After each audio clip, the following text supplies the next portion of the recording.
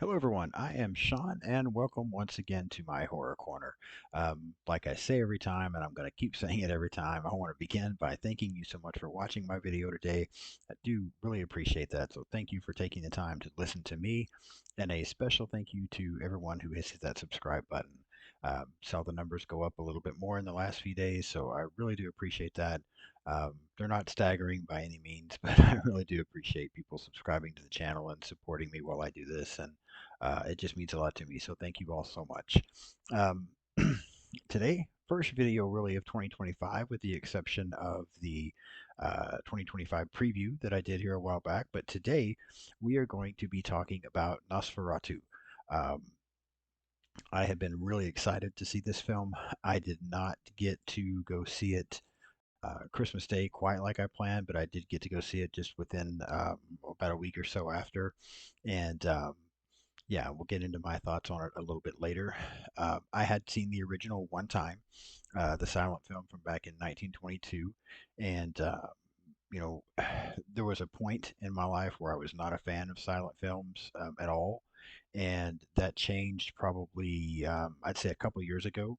The first silent movie that I ever sat down and watched all of was Phantom of the Opera. Believe it came out in like 1925 or something like that. And I was shocked at how much I enjoyed the movie. And so, shortly thereafter, I watched the original Nosferatu from 1922, and again was surprised how much I enjoyed the film. It's a very different viewing experience, but I really did enjoy it. So, um, when I heard that this was going to be done, I've been excited about it. I saw trailers that got me more excited about it. I was really looking forward to seeing this one. And yeah, now I'm looking forward to talking about it here today. So we'll get into that here in just a moment. We'll talk about Nosferatu, and don't think this will be a real long episode. The movie's still relatively new, so there's not a lot of behind the scenes stuff or anything like that to really get into. So I'll basically just be kind of going through. Quickly going through the movie and just kind of giving you my overall thoughts of it, things that I liked or disliked, or whatever about the film, and kind of make it a wrap up. That'll be kind of the way these go when there are newer movies that I get the chance to talk about. But I want to get this one done and get it out to you. I plan on having a another video come out. This video will be releasing on Thursday. Plan on having another one come out the following Monday, and then next week. We're going to start the Texas Chainsaw Massacre franchise review that I've been talking about for a while. I'm looking forward to doing so. A lot of good things coming. I am still working on some things to make the channel look better. You get to see my dog in the background today. For some reason, she thought she was going to the bathroom, so that's interesting. But yeah, still working on trying some things out with a green screen to make the background look better, so you don't have to just look at my bedroom, that kind of thing.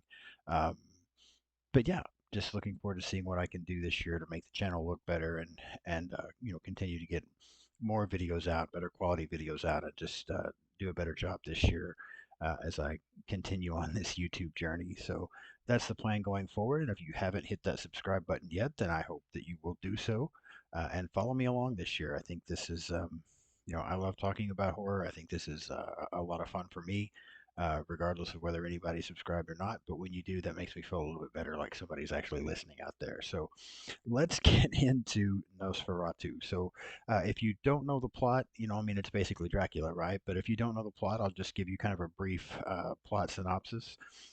In the 1830s, estate agent Thomas Hutter travels to Transylvania for a fateful meeting with Count Orlok, a prospective client.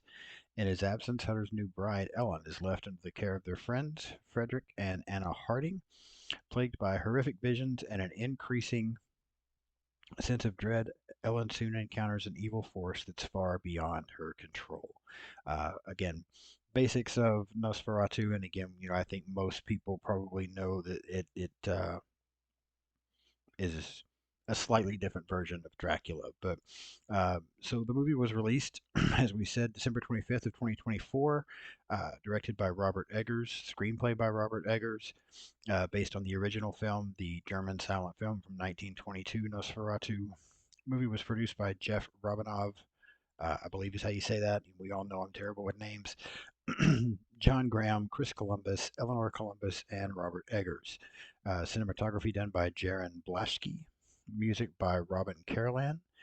Production companies Maiden Voyage Pictures, Studio 8, and Birch Hill Road Entertainment. Distributed by Focus Features here in the United States and by Universal Pictures internationally. A runtime of 132 minutes. Budget of $50 million, and so far has made 103 million at the box office. So far doubling its budget, and again we're still fairly early into its release. Whether it will hit that three times amount that we've talked about in the past is what a movie has to hit to truly be successful. I'm not sure if it'll make it to three times or not, but one of the things that I have noticed about this film is it really um, from listening to other podcasts and talking to other people that have seen it, I'm not finding a lot of people that are middle ground on this movie. Everybody seems to really enjoy it or they really dislike it. Um, I know several people that thought it was outstanding, and I've talked to other people that thought it was boring and absolutely horrible. However, when you look at the Rotten Tomatoes ratings, 85% from critics and 74% from viewers. So ratings relatively high across the board there for Nosferatu. Um, we'll take a quick look at the cast, just to go over that briefly. Bill Skarsgård playing Count Orlok or Nosferatu, Nicholas Hoult playing Thomas Hutter, um, Lily Rose Depp as Ellen Hutter, Aaron Taylor Johnson as Frederick, William Defoe as Professor Alban von Franz, Emma Corrin as Anna Harding, Ralph Ineson as Dr. Wilhelm Sivers, and Simon Burney as Herr Knock. So, of course, basically we know that, as I said, this is coming from the original Dracula novel, and they just tried to change things a little bit their own. We won't get into a lot of that history on this particular episode. If I ever decide to go back and do an episode on the original, we might talk about that more then, but we won't get into all of that again. And I feel like probably most people that would listen to my channel or watch my channel probably already know some of that information anyway. But Count Orlok is basically Dracula. Thomas Hutter is basically Jonathan Harker from the Bram Stoker novel. Um, Ellen is basically Mina. I mean, it's a lot of the same type of thing here. Um, Professor von Franz is basically Van Helsing. I mean, it's a lot of it all very very similar to Dracula, just some different names. But then the plot does start to mix things up a little bit if you've seen the original Dracula or even some of the other things. Um, Going into this film again, I had very high expectations. I was really looking forward to seeing this movie because of the how much I had enjoyed that original. I've always been a big fan of the Universal monster movies. I've made that, I've talked about that before. And even though this wasn't a Universal monster, just knowing the similarities between Nosferatu and Dracula, I was really looking forward to seeing this one. Very excited about seeing this one. And so I somewhat knew what to expect, but then it had been, so much has changed that I wasn't 100% sure how it was going to work either. And so, not to say anything bad about Mr. Eggers, but some of his other films have not necessarily been some of my favorites, so that part did concern me a little bit. But, I felt like this movie did a pretty good job from the very, very beginning of pulling me in. Two things I'll say right off the bat. A couple of things that I don't always notice when I watch a film, especially if I'm really enjoying the film, because some things just kind of go by the wayside. The score and the cinematography are kind of some of the last things that I really catch. Um, I don't know why. It's just kind of the way it is. I've tried to pay more attention in the last year or so since I first started working on YouTube and stuff a year ago. Um, I thought that the cinematography and the score both stood out very, very well in this movie. I thought that both were outstanding.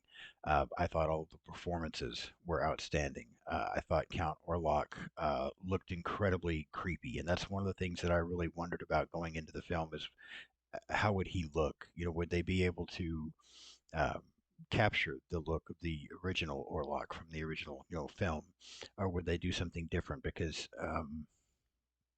well, I felt like trailers and things gave some away. They didn't give us too much for this movie. Sometimes trailers do give away too much. I don't think this movie did, and so I really thought that Count Orlok looked incredible. I was very impressed with the way they did that design. And again, I thought overall it was actually pretty creepy. And then, as we kind of, we'll do a kind of a basic plot walkthrough a little bit here, but we get to start the film off with Ellen. Um, I believe she's crying. She's praying about some things, and she's wanting relief. And her relief comes in the form of this mysterious creature who ends up attacking her. So really, it's not that much relief, but she is attacked. And then, of course, if you know the plot of Dracula, I don't want to go into a huge walkthrough, but we um, Thomas Hutter, her husband, he leaves. He's going to Transylvania to sell this property to Count Orlok, and he begins to run into issues along the way of people warning him, people afraid of Orlok and telling him he should stay away. Um, I thought the pacing of this movie was very good. I felt like this film, from the very beginning, just got right into things, and I didn't feel like there were a lot of slow moments. And that's one of the things that I wondered about when I got ready to watch it. Um, was would there be times where it was slow? I did wonder about that a little bit and had some concerns about that, but I personally don't feel like that was the case. I felt like the film flowed very well and the pacing was very good for this movie. Um, and then we just get into Orlok and him dealing with Thomas and then him leaving and going and wanting to take Ellen. Again, I won't walk through all of the details because it is so similar to Dracula, but just a few of the things that they did to mix it up a little bit, I thought, were you, and again, if you've seen the original, you know what I'm talking about, but just the ways they changed it a little bit to try to not make it Dracula. But I thought it all worked very well. Um, there really wasn't anything about this movie that I didn't like. Um, I thought it had some. Yeah, I wouldn't say that it was a scary film. I mean, I wasn't scared by it, but I would say that it was a creepy film. I thought Count Orlok was creepy. Um, there were some good tension-built scenes that played out very well. Again, I thought all of the performances were great. The acting was all great. Pacing was fantastic. Cinematography was fantastic. The score was very good. I walked out of the theater after watching Nosferatu so much more impressed than I expected to be. I expected a good film. When I talk about my rating system, as I've done in the past, I typically rate things on a scale of 1 to 5, with 5 being excellent, 4 being very good, 3 being good or average, 2 being not good, 1 being poor. Um, I went into the film expecting a good movie. Um, Maybe at best between good and very good. I went in expecting to maybe rate the film like a 3.5, something like that. I came out very, very pleased with this film. And the person that I went and watched the film with, also typically not into, I mean, likes horror movies nowhere near as much as I do, but uh, I really didn't know what they would think, knowing kind of the style and all um, that they like. They walked out of the film and told me that that was their favorite horror movie of the year. That they thought it was outstanding, which impressed me. I was glad to hear that, but also I'm like, yeah, this movie can has something, I guess, for everybody. At that point, it's kind of what I was thinking. And again, I know there are people that don't like it. I have heard other people say that they did think it was boring. I have heard other people say that they thought um, Orlok looked more funny than creepy, and so we all have our own opinions. Everybody can have different thoughts on it. That's all fine. But in my opinion, everything about this film worked. I was very pleasantly surprised, like I said, with every aspect of it. Um, Very seldom do I go to the theater twice to watch the same movie. I have to really, really love it to do so. I almost went and saw this again just a couple of days ago, and I still may go see it again before it leaves the theaters. That's how much I enjoyed it. So, for me, on a scale of 1 to 5, um, I'm going to give Nosferatu a 4.5. That's where I think I will rank this one. I almost said a 4, but when I look back at everything about it, it's a 4.5 for me. Um, so much better than I expected. Uh, would have I didn't see it before I did my top movies of the year, but this definitely would have been up there, possibly as high as number 2 for me, right in that area of 2 or 3 for favorites of the year. So everything about this movie I thought was outstanding, and I highly recommend it if you haven't seen it yet. If you like vampire films, if you like classics, if you like those settings, that kind of thing, just I highly recommend checking this one out. So as far as I'm concerned, yeah, Nosferatu, a huge hit. I really enjoyed it, and I may again, like I said, try to go watch it again. It's just I thought it was outstanding in every way. So 4.5 out of 5 for me on Nosferatu.